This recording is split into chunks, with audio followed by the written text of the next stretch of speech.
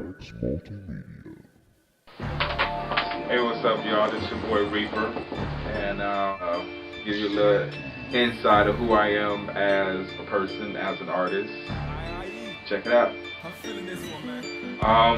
My first experience with hip hop will have to be when I was around 6, 7 years old. Growing up listening to Biggie Smalls, Tupac, Ice Cube, Ice-T, even some of the oldies like Slick Rick.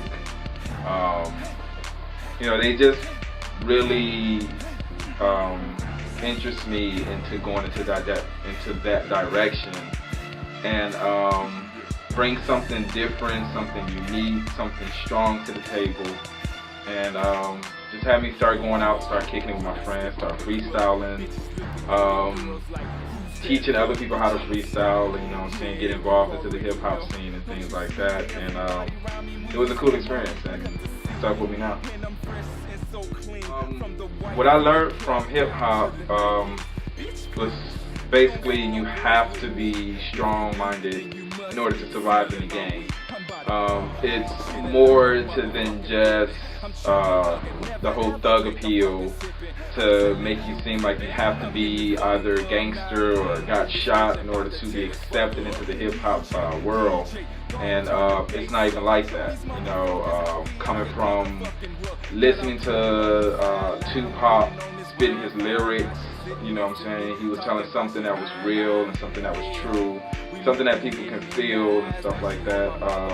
Then you have somebody like Biggie who basically gave you a story to listen to, and with that, took that, incorporated that. Then Jay-Z came out, also added that, to my styles, and I just learned how to take everything and just make it my own and turn it to something spontaneous.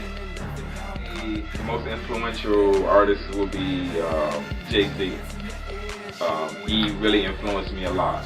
He gets on different styles of music and just bring it to the table. And that's something I really admire about him. And, so I kind of like put some of that into my craft and use that to where I can get on any track and just basically execute. Wow. Detroit is just totally on a whole different page than it is on the West Coast. Detroit has more of a gangster type hype to it. Like the music that you can ride around and bump in your cars, or you hear constantly on the radio, or you hear some kid mixing on a mixtape. They just have that more hardcore type feel, and the reason for that is because they have more of a hard life story to tell. And as far as with West Coast rappers are mainly on the page of hypeness. You have E40, you have Keep the Sneak, the Wolfpack, Too Short. They're just on a different hype than it is in Detroit. Even down into the lower level like LA and Long Beach, you have Snoop Dogg and Dre around that area, and they just bring hype to the table. Gangster rap with Dre and with Snoop Dogg, it's more of like gangster meets hype, and it's a totally different atmosphere out here than it is back home. I have to say, freestyling is more of something that's coming from the heart and the soul. Some people may look at it as if it's something difficult to do. How can I consider myself as a hip hop artist, and when I freestyle, all my words are messed? That's the whole point. Keep going and you keep flowing, regardless if your words mess up. You take that, you flip that, make a joke out of it, and keep spitting. Hip hop production, have nothing totally against that, but it's more on the line of you going in, you have a story to tell, you write your book first, and then you basically create an audio book for it.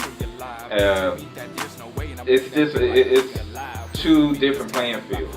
You know, freestyle is just something that's just basically with you. Hip hop production is just something that you have to create, and you have other people behind you, like the producers, the corporations, stuff like that. You have to put on a certain image for hip hop production than, you know, being a realist as far as with freestyle. Freestyle, to me, is not a lost art, because it's a lot of people that's doing it now. You had people back in the past who used to start off by just coming up with some kind of joke or whatever, and just start spitting. Just like when the first hip hop came on scene with the song, you know, like "Come on, everybody, clap your hands" and stuff like that. They just took something and had fun with their friends and stuff like that, and freestyle with it, and, you know what I'm saying, and created something. And now you have a bunch of young kids who walk around and they're learning how to freestyle. Freestyle is not lost. It's just something that people just have to learn how to tap into. And my message is for, you know, the young upcoming artists, or even, you know, people who are my age are coming out. My thing is, you gotta own your craft. You know what I'm saying? If you're a freestylist, then that's what you do. If you're a lyricist and you write, then that's what you do. You know, freestyle comes in different shapes, form, and fashion. And my thing is just keep doing what you're doing, and succeed.